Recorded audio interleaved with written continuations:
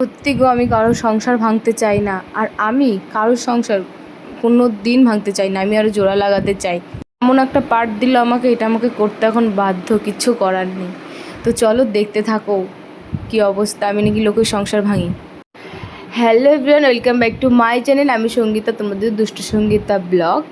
তো দেখতেই পাচ্ছ আমি আজকে বাড়ির বাইরে থেকে ইন্ট্রোটা দিচ্ছি, কারণ কি আমি সকাল সকাল ব্লগটা বানাতে ভুলেই গেছিলাম।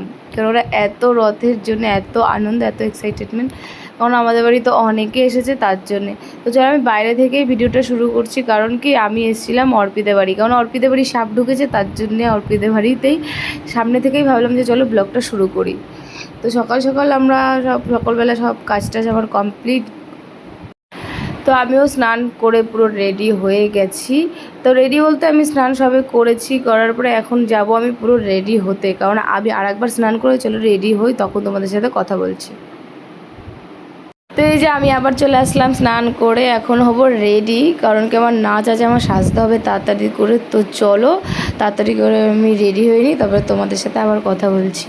তো এই যে বলছিলাম যে আমি টিপ পরিনি। তো এই দেখো আমি অনেকটা রেডি হয়ে গেছি, অনেকটা বলতে পুরোপুরি রেডি হয়ে গেছি, শুধু এখন আমার চুলটা বাঁধতে হবে, কারণ আমি যেরকম চুল বাঁধতে চাইছি ওটা আমি একা পারবো না।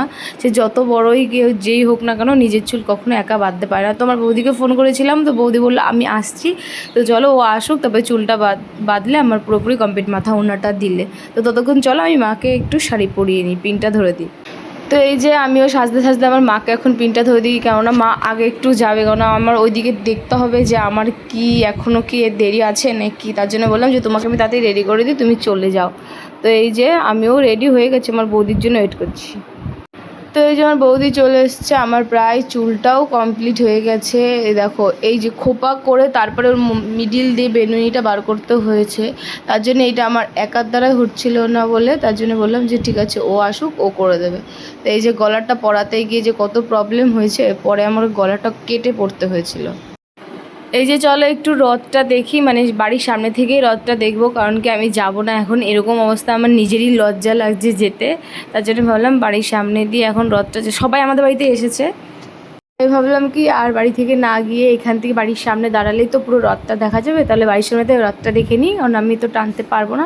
তার জন্য ভাবলাম যে থাক, পরে উল্টো রথে টানবো।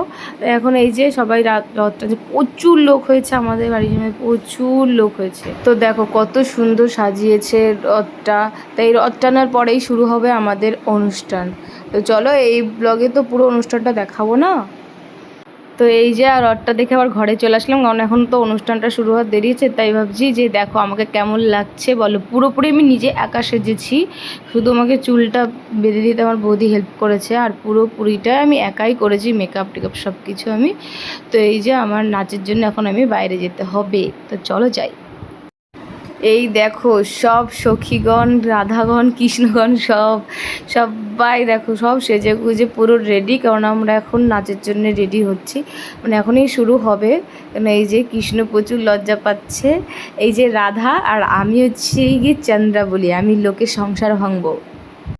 মোটেও না গো, আমি কারো সংসার ভাঙতে চাই না, আমি রাধা কৃষ্ণের সংসার ভাঙতে চাই না, কিন্তু আমাকে এই পার্টটা দিয়েছে, আমি করতে চেয়েছিলাম না এই পার্টটা, পরে ভাবলাম যে চলো ঠিক আছে, এটা তো একটা জাস্ট এমনি, তাই করি। কারণ বরঞ্চ আমি কারোর সংসার ভাঙি না, আমার এই জীবনটা সবাই নষ্ট করে দেয়। তো এই যে সব এক এক করে এখন রেডি, মানে বেরোবে নাচের জন্য, পুরো একদম রেডি। এখানে দেখছে ওই যে সব এখন সবাই বেরোবে, আর আমি এই যে বসে আছি। তো দেখো কেমন লাগছে আমাকে একটু সবাই বলো। আর এখন হচ্ছে গিয়ে আমি অনেকটা পরে যাব, সবাই বলছে কি তুই লাস্টে কেন উঠলি না, বললাম কি আমি তো এমনি সংসারটা ভেঙে এসেছি, আমি আবার লাস্টে যাব, আবার যদি সংসার ভেঙে যায় রাধাকৃষ্ণর। এই যে সব বাচ্চা কাচ্চা এগুলো সব দিদির মেয়ে, দাদার মেয়ে হয়, সবাইকে মিলে নিয়ে আজকে সবাই হাই করছে, কেননা এরা সবাই আমার ভিডিও দেখে, তাই বলে খুব ভালো লাগে। তাই চলো সবাইকে একটু নিয়ে নিই ভিডিওতে, তো চলো দেখতে থাকো।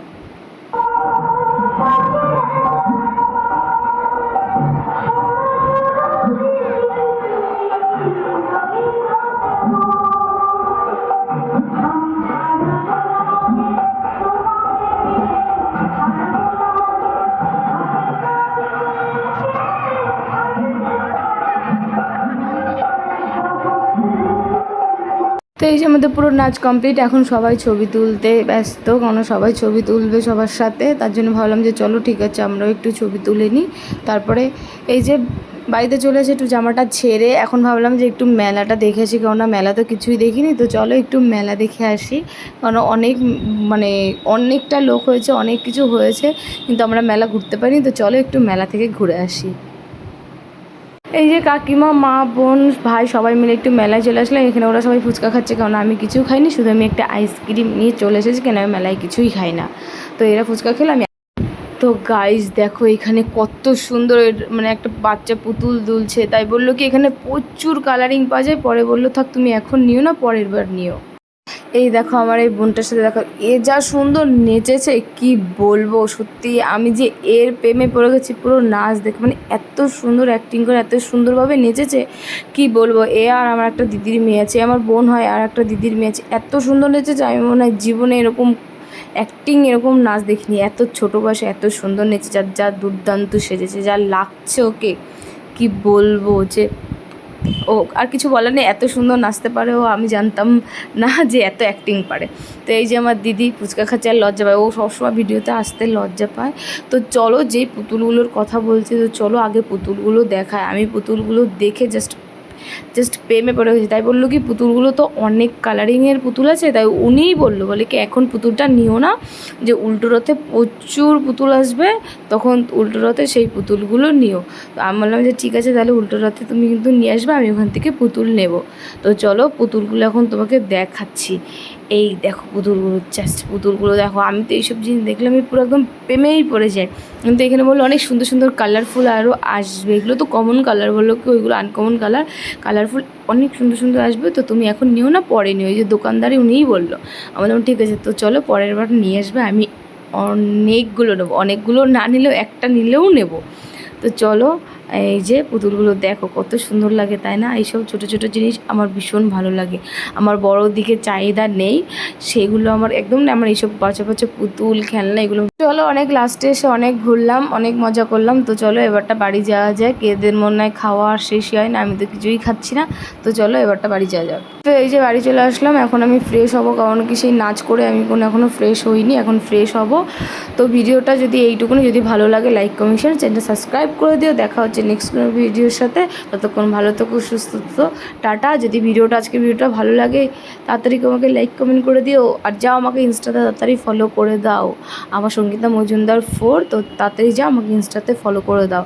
তো আজকের ভিডিওটা এইটুকুনি, সবাই ভালো থেকো।